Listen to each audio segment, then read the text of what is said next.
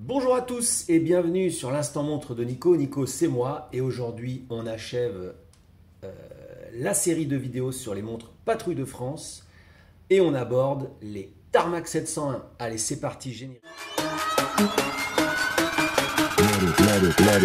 Let it, bang, bang.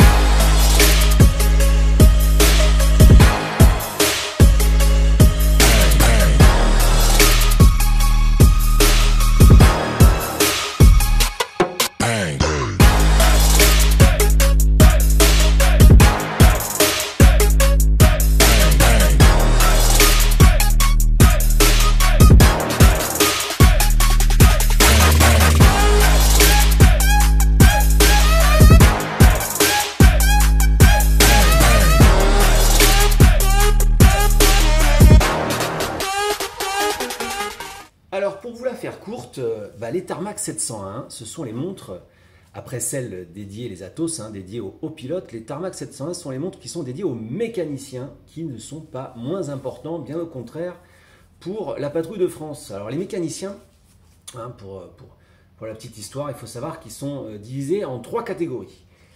Nom de code MECA 21, MECA 22 et MECA 23. Alors les MECA 21 sont les mécaniciens vecteurs, c'est-à-dire qui sont responsables de la mécanique de l'avion et des moteurs. Voilà, tout ce qui fait bouger l'avion en fait dans les trois dimensions dans le ciel. Les MECA 22, eux, sont les spécialistes donc de l'électrique embarquée, de tout ce qui est outils de mesure, capteurs, tableau de bord.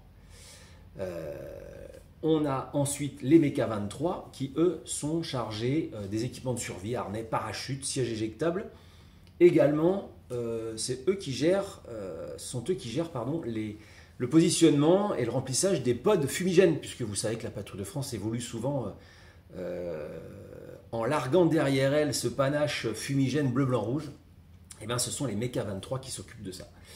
Alors, à mon grand regret, je pensais que, vous voyez que ces montres se ressemblent énormément, mais globalement, elles ont la même architecture, mais elles sont assez différentes toutes les trois.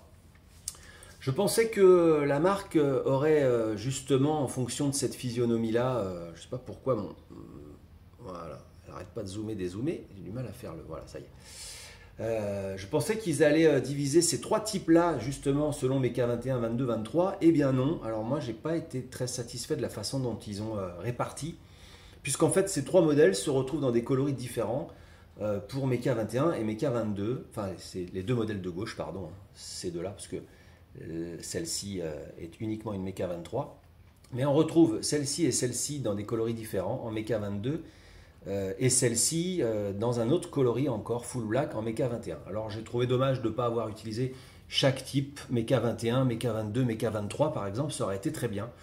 Bon, ils en ont décidé autrement, c'est dommage, je trouve que c'est maladroit. Bon, moi du coup j'ai pas aimé les couleurs des autres, donc j'ai acheté uniquement les MECA 23 qui réunissaient dans cette catégorie les trois types de montres. Donc à gauche, vous avez, alors je vais vous donner sa référence, parce qu'elles ont des références un peu compliquées.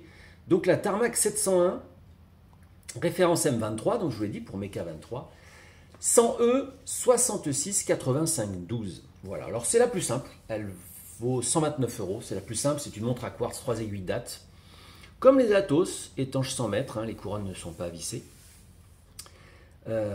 On est sur une 3 aiguilles date, on est sur des dimensions, alors cette fois-ci un peu entre les deux Atos, les deux types de dimensions qu'on avait, vous vous souvenez, on avait tantôt des 44, tantôt des 47. Là on a une 45 avec un 12,55 d'épaisseur, donc ouais, c'est très raisonnable, ça se porte bien aussi. Des cornes assez courtes et cette lunette comme ça avec ses 6 vis lui donne un petit côté un petit peu hublot comme ça, moi que j'aime bien. Il y a un détail aussi, vous allez voir, je vais vous faire remarquer un petit peu après. Donc elles sont sur une livrée comme ça, PVD gunmetal, avec un cadran. Je ne sais pas si je vais arriver à vous le faire ressortir à la vidéo, parce qu'avec les reflets, c'est pas simple. Il est légèrement grainé. Je ne sais pas si vous arrivez à le voir. Voilà, peut-être comme ça. Légèrement grainé, donc ça rappelle les asphaltes, des pistes d'aérodrome, de base aérienne, plus exactement. Et vous voyez ce petit détail, c'est la fenêtre guichet de date qui est cerclée comme ça, qui est détourée d'un liseré noir et jaune. Un peu façon trappe de service, voilà, quand on est dans les bâtiments militaires, hein, que ce soit les bateaux, les avions, les trappes de service. Voilà, je trouve ça vraiment sympa ce détail. Et en plus, on retrouve cette couleur jaune sur le liseré du bracelet cuir noir, qui est très confortable, qui est souple. Pareil avec sa boucle, hein, comme les autres estampillés. Je sais pas si je vais arriver. Hein. Voilà, ça y est, peut-être comme ça. Voilà, on le voit. Donc voilà, vous voyez, c'est une épaisseur relativement simple, c'est une montre assez confortable, polymiroir, des aiguilles blanches. Alors elles sont toutes sensiblement comme ça, hein, comme les autres, le verre est minéral, je ne sais plus si je vous l'ai dit. Voilà pour ce modèle-là. Donc sur, je vais vous parler des autres. Le modèle du milieu, on est sur cette fois-ci un chronographe. Alors là, on retrouve une configuration classique de chronographe, c'est-à-dire avec cette trotteuse principale qui sert uniquement pour le chrono. Vous avez à 6 heures la petite seconde, donc c'est une montre à quartz également. Pour la précédente, je ne sais plus si je vous l'ai dit. Non, je ne vous ai pas parlé du calibre. Pour la précédente, je vais vous reparler du calibre. Alors, attendez que je retrouve mes petites infos. Voilà, donc c'est un Miyota hein, aussi. Pour celle-ci, c'est un Miyota 2315. Donc pour le chronographe, on est cette fois-ci sur un Miyota OS20 chronographe. Vous avez, je ne sais plus si je vous l'ai dit, vous avez sur le cadran, voilà c'est ça, sur le cadran à 3 heures, le sous-cadran à 3 heures, vous avez le sous-cadran 24 heures et à 9 heures, vous avez les minutes de chronographe. Donc la trotteuse principale sert de seconde de chrono. Voilà pour celle-ci. Même bracelet, même dimension, 45, verre saphir, couronne non vissée, verre saphir, pardon, verre minéral, couronne non vissée. Voilà, donc pareil, un petit quartz très sympa, sans grande particularité technique. Mais bon, moi j'avais envie de compléter la collection, donc il me les fallait. Et celle de droite, qui est la M2300E 66 85 14, c'est la seule des trois qui est mécanique auto. Elle a la même dimension que les autres, elle est un petit peu plus épaisse parce qu'elle fait 13 mm. Verre minéral, l'entrecorne 22 hein, sur ses carrures, hein, entrecorne de 22. Et elle est sur un Miyota 82 S0. Voilà, donc elle aussi, comme la chrono avec son guichet de date façon trappe de service, elle aussi, elle est open heart, hein, cœur ouvert. Donc elle a son petit liseré noir et jaune comme ça qui détourne l'ouverture sur le calibre. Alors je vais vous montrer le dos des quartz et de l'auto. Donc pour les quartz, eh ben, écoutez, comme pour les autres, elles ont le symbole de la patrouille, hein, vous voyez, le fameux diamant, sauf que là, il n'y a pas de différence au niveau de chacun des symboles d'avion, vu que ce sont les montres des mécaniciens, hein, ce ne sont pas les pilotes. Donc ils sont tous pleins, voilà, y compris sur le chrono. Je ne sais pas si vous voyez bien, ouais, si, ça y est. Et puis, comme les mécaniques automatiques des Atos, eh ben, celle-ci dispose aussi d'un fond transparent, d'une jolie platine décorée façon Côte de Genève. Donc, on a une très belle finition sur une montre à 249 € en mécanique automatique.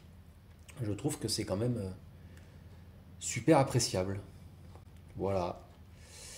Sachez que pour le prix, si je dis pas de bêtises, c'est une collection qui m'est revenue aux alentours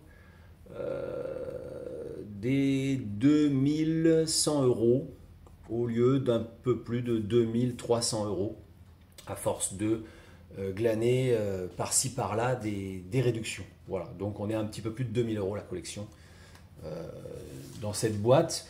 Alors certains vont dire, ah, pour 2000 € tu aurais pu t'acheter une très belle montre. Oui, mais moi j'avais pas envie forcément d'acheter une très belle montre, j'avais envie de la collection complète, donc je fais un peu ce que je veux. Ça ne m'empêchera pas d'acheter d'autres très belles montres plus tard. quand j'en aurai les moyens. Voilà, et bien écoutez, en tout cas, j'espère que cette série sur les montres Patrouille de France vous a plu. C'était un vrai plaisir pour moi de vous en parler, hein. Vous le savez, j'aime beaucoup l'aviation d'une manière générale, j'aime beaucoup la Patrouille de France. Je suis content qu'on ait enfin une collection accessible, abordable. Moi, j'en ai parlé un petit peu autour de moi, j'ai fait des émules, hein. Certains ont franchi le pas. Donc, bah, voyez, faites-vous plaisir. À pas cher, c'est toujours sympa d'en avoir une dans sa collection de montres, même si vous ne réunissez pas les 11. Hein. Mais c'est toujours sympa d'en avoir une dans sa collection, surtout si en plus vous avez des montres typées aviateur. Voilà, c'est sympa un petit peu de mettre un petit peu de couleur. Vous voyez, elles sont colorées, elles sont sympas à porter, surtout l'été. Je vous remercie en tout cas de m'aider à faire grandir la chaîne chaque fois. C'est un vrai plaisir de lire vos commentaires. Vous êtes de plus en plus nombreux à vous abonner, ça me fait plaisir. Et n'hésitez pas, hein, ne faites pas que passer, abonnez-vous, de toute façon ça ne vous coûte rien. Moi ça ne me rapporte rien, je ne suis pas rémunéré, hein, encore une fois je vous le dis. Les marques ne m'envoient pas leurs montres, je les achète et je vous les présente. C'est pour ça que si pendant un mois ou deux, un jour vous n'avez pas de vidéo, bah, ne vous inquiétez pas, hein, c'est juste que mes économies ne me le permettent pas pour le moment. Donc c'est pour ça aussi que j'espace mes publications et que je ne vais pas vous pondre des vidéos toutes les semaines parce que bah, voilà, ça demande du contenu et pour avoir du contenu, il faut avoir des montres. Merci encore, portez-vous bien, portez vos montres, les laissez pas dans les boîtes, ça sert à rien, mettez-les à votre poignet tous les jours, changez-en, sortez-les, aérez-les, faites-leur prendre la lumière. Merci à tous, la petite cloche, le petit pouce en l'air, à très bientôt, à ciao ciao.